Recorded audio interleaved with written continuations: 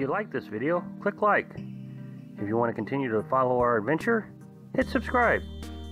Your support would be greatly appreciated.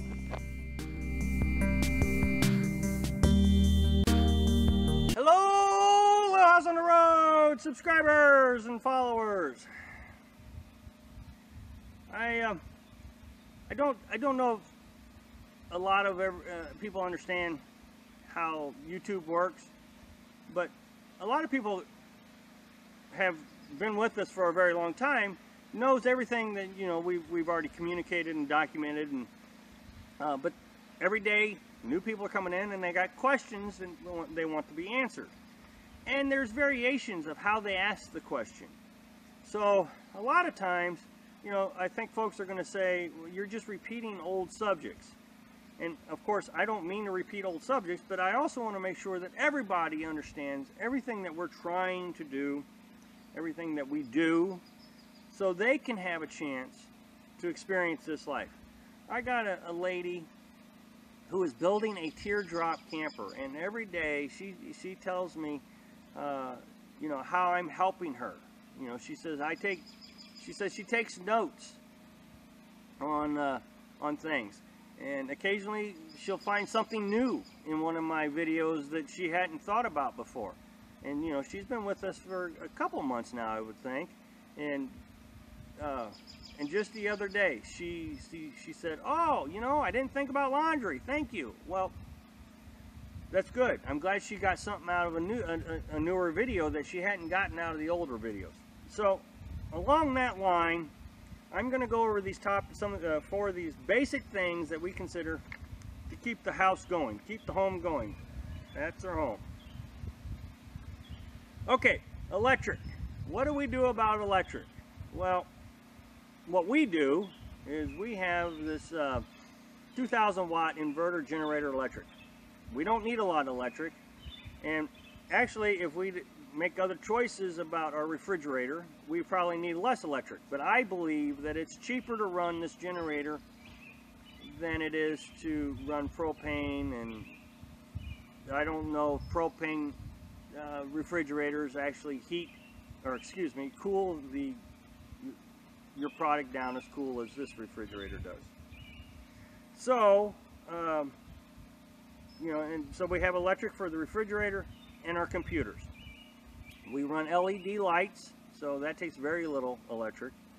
Believe it or not, my laptop takes quite a bit of electric.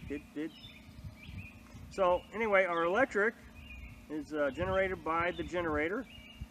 We run it about, well, it varies depending on how much I use the computer, to be honest.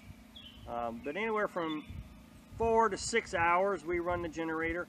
And when we're running the generator, we're charging batteries. We're not running anything off batteries when we're charging batteries. We switch everything over to the generator. So the refrigerator gets switched over, the computers, everything is now on the generator and the battery chargers. As soon as the batteries are charged, we switch right back over to the batteries. Now, the batteries convert, actually it's called invert. It inverts the electricity, the battery, the DC electric, into AC electric. And we just have a cheap one because we don't have expensive TVs or anything, so I'm not going to get into different types of inverters, but we have this 750 watt inverter that we bought at Walmart, and it powers everything we need. A lot of people say, that's going to burn out your refrigerator. Yeah, it might in 5 years, but in the meantime the refrigerator only costs $100. So I don't see the importance of trying to maintain an expensive inverter when I got this $30 or $40 one from Walmart that's going to power a $100 refrigerator. If it burns out in 5 years, well, I'm down to $20 a year. I can afford that. So it wasn't that big of a deal for us to have to go and spend $1,000, $2,000 on an inverter generator, or an inverter that gives true sine waves. So anyway, that's how that works. Next thing, number 2, that we talk about a lot is water. Now, a lot of campers have a freshwater tank. we don't, and we did that on purpose because we stay at these free campsites. Rarely, well, never at a free campsite are you going to have hookups. So that means that for 14 days, I got to figure out how to get water. And I really did not like the idea of having to lower my canopy, go to a hookup, hook it up, fill my water, come back. I didn't like the idea. What I did like better is 5-gallon buckets. So what we do is we go to the area that we have water. It could be a hand pump station, it could be a spigot, and in one case it is a fresh spring that comes right out of the ground. We hand pump it into the buckets. Now, is any of this water safe to drink? Well, the government says some of it is. This freshwater spring, the government isn't claiming it's clean water. I mean, I'm seeing people drink water out of it all day, but I'm not going to trust it. So, if you have a freshwater tank and you got all this questionable water, are you really going to want to put it in your freshwater tank? The answer is no. So in this bucket, I got options. I can filter it, or let's say my shower. Do I really want to filter shower water? Not necessarily. Do I want to filter the laundry water? No. Do I want to filter drinking water? Yes. Do I want to filter dish water, you know, so I can do my dishes? Yeah, I'm going to filter that also. Now that's when it comes out of a spigot that the government claims is clean water. In this picture you're going to see that it doesn't look very clean. Now, down here at this spring, the water looks beautifully clean. And they claim it's not drinkable, which I agree. So in this case, I can take this bucket of water and pour it into a big pot that we have, and I can boil it up, and then I can filter it, and I'm doubly assured that it's safe to drink.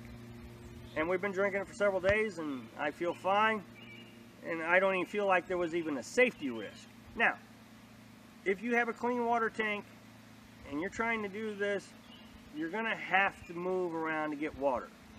Again, I'm not saying one way is better or anything. This is just the way we chose to do it. And then this little handy hose that we have, man, I love this hose. It's good for everything. We can wash the car, we can take our showers, you know, if we want to clean our feet off, clean the picnic table off. You know, we got this hose, and it's just adaptable to everything. And the end of this hose, I can actually clean my Berkey filter water, because I got to clean it about every 2 weeks, my Berkey filters. So it is just great. Gray water. What do we do about gray water? Well, gray water is actually kind of easy for us. Yes, we can hook up to a station and dump our gray water with this spigot that I've installed. But I can also just dump it right into this little 5-gallon bucket or 3-gallon bucket and walk it over to the toilet. Again, I don't have to move my camper. We only use about 3 gallons a day, so you know, it works out perfect. One little trip to the bathroom. I can do that while I'm going to the heading to the bathroom. So anyway, that's how we handle our gray water. It's not very complicated. Okay, and then finally you're going to want propane. And we use quite a bit of propane for heating our water.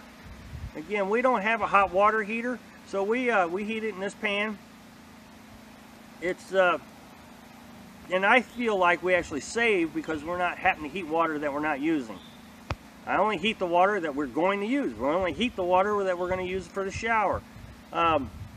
Whereas with a hot water heater, it's heating up all day long. Shuts on, turns on, shuts off, turns on, shuts off. So I feel like that's a waste of propane. But the other reason we use propane is for heat in our Mr. Heater Portable Buddy. Believe it or not, when the temperature is about 50 degrees, it's a little chilly to sleep in a 50-degree temperature. And being up here in the mountains, it's happened several times now. There's 3 settings. There's 2 settings on it. There's a high and a low setting. But you also have a pilot light on this heater. And a lot of times, you can just turn on the pilot light, and it'll raise the temperature inside that pop-up to about 62 degrees, which is perfect sleeping temperature for us. We even slept at 62 degrees in our house in the winter. So something to consider. Don't just blast your heater. You know, just heat enough that you need to keep warm. So anyway, I hope that answers the question. Again, my name is Rob. Thanks for watching. Be sure to subscribe. Click like if you liked the video. And happy travels.